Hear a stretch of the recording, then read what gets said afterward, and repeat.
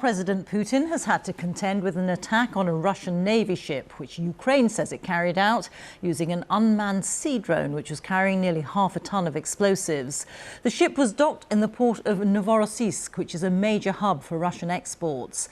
A video released by the Ukrainian security services appears to show such a weapon hitting the side of a Russian naval vessel. From Kiev, our Ukraine correspondent James Waterhouse reports.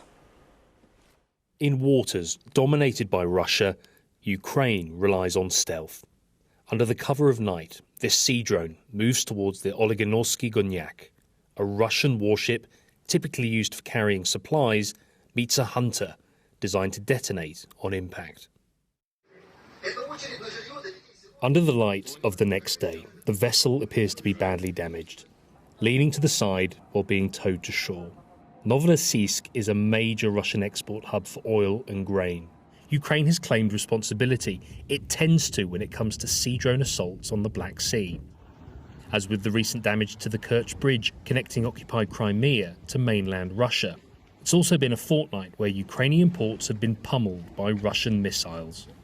Ukraine hopes attacks like these will make Russia think twice about flexing its muscles on the Black Sea. It's clearly trying to hit back where it can in the face of relentless missile attacks. Kiev's allies have long been worried about this war spilling over. So what do they make of these attacks further afield? According to one presidential advisor, Ukraine's need to take the fight to Russia outweighs any other concern. It is clear that it is impossible to win the war if you are not actively attacking. You can't just watch it happen. We are at war. Our partners have already realised it is not just a small conflict. War is war. It is necessary to destroy the capabilities of the other side. What Kiev doesn't admit to are the increasing number of drone strikes closer to Moscow. It claims to draw a line on what it targets, saying occupied territories like Crimea and threats in the Black Sea are fair game.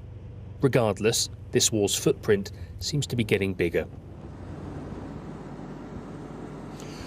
And whether you are Ukraine or Russia in this war, your actions have a political and military dimension. So if you look at what's happening in Novorossiysk, if Ukraine continues to successfully mount such attacks, then they could well frustrate supply lines. They could force Russia's Black Sea naval fleet to make manoeuvres it wasn't planning to. It might make it think twice about launching relentless missiles across Ukraine. And if that happens, then political pressure can be applied on Moscow as it continues to try and justify what it's doing. And there's another dimension we need to think about. Tomorrow in Saudi Arabia, there is a peace summit involving more than 40 countries without Russia, where they will try to agree the principles of a future peace deal.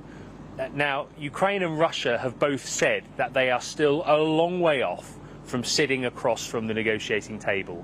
And if we look at what is happening on the Black Sea, if we look at what is continuing to happen in Ukraine, and more so Russia, then the conditions are hardly being set.